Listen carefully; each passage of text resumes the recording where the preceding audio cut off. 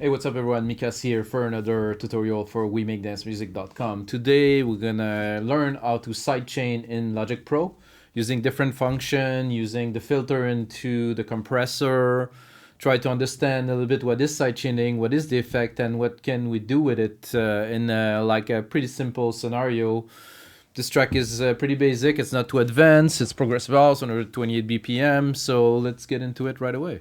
So basically, sidechaining is taking an element and using it to trigger compression. So what I'm going to do is I'm going to take the kick here and I will trigger compression on different elements. So the kick will compress depending on the setting, so it will duck the other element.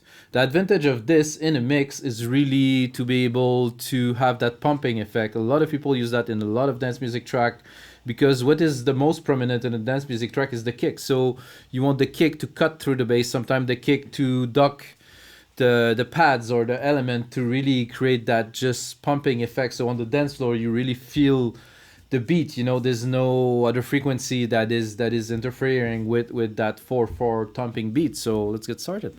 Okay, so I have that track here. So now I solo just the kick, which I will use to trigger, and the pad, which I will trigger. So the kick is here.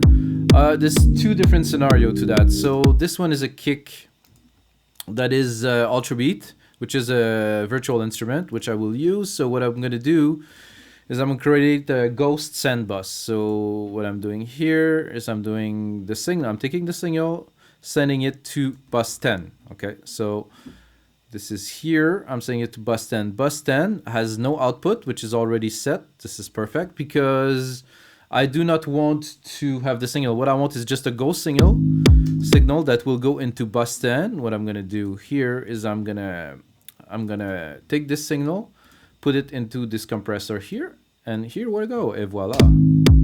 Oh wait, there's a bit of a problem. I think I forgot to crank up the volume here. Very important.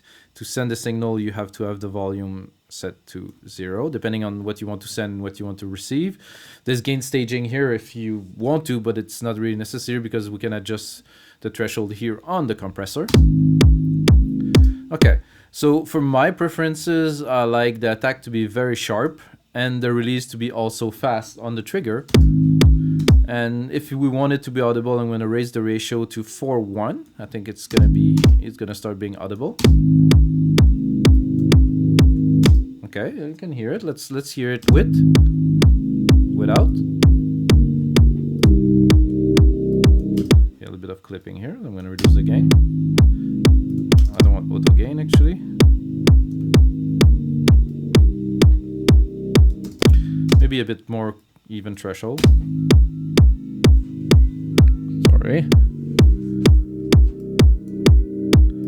So you can hear that the kick is really pushing this element out. So another thing into this Logic compressor that I'm just gonna have a quick overview is that you can select the frequency that you want to compress. So if you leave it open like this, it's gonna be like a frequency up to 700 hertz, or you can put it completely to 19,000 hertz, which will literally compress everything. If you lower it, let's say, see, it doesn't compress as much as it does here, but again, we will need those frequencies if we want to compress them. So I will open the pad.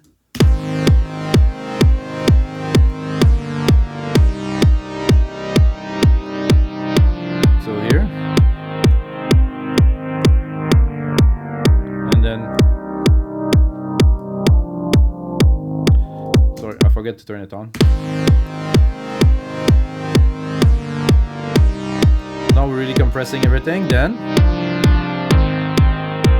so you can really select what you want to compress there with this filter, which is very good. We have different filter modes, but I'm not gonna go into that. I'm gonna go into that into another compression tutorial. So the use of that is good for this.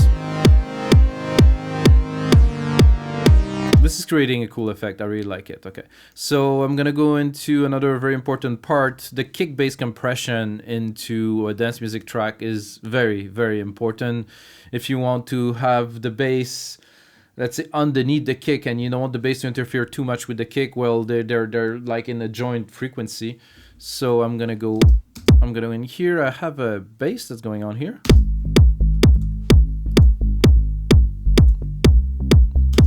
That's cool, but you can hear with the kick, it just doesn't seem to work so well. So I'm gonna put on a compressor. Check out this compressor here. I'm gonna get it triggered by the kick. I'm gonna do the settings differently, definitely for this, as it is in a pad. So what I want to do is I want to leave room for the kick to hit when the bass is in sync, is at the same time as the kick. So already definitely an improvement. I like my ratio to be 4:1 on sidechain compression. Depends on the people. I think the most important part is probably the attack and the release. So I'm gonna drop the auto here. So if you put the release really slow, you're gonna see how the needle here is not going back as fast, but we want it to go back because we don't want to compress too much. A bit more ratio here. Again, auto gain, no thank you. So you can hear width. This is sound much more together without. See how it just doesn't have the tightness, you know. It's very, which will cause in the final mix all the elements to be really together in the right place. So this, then we're gonna add a little pad just to see if this work in this mix in particular. It's a bit loud.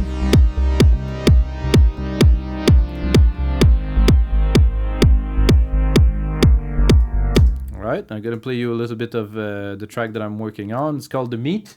I use it in another tutorial if you watched it. And then I wish you guys a great recording session. And if you have a minute, check out our website, wemakedancemusic.com. I'm gonna put the tutorial on there. There's a full series on sidechain compression with really advanced sidechains technique that is coming after this one. This is one. I have 7 more to do, so enjoy.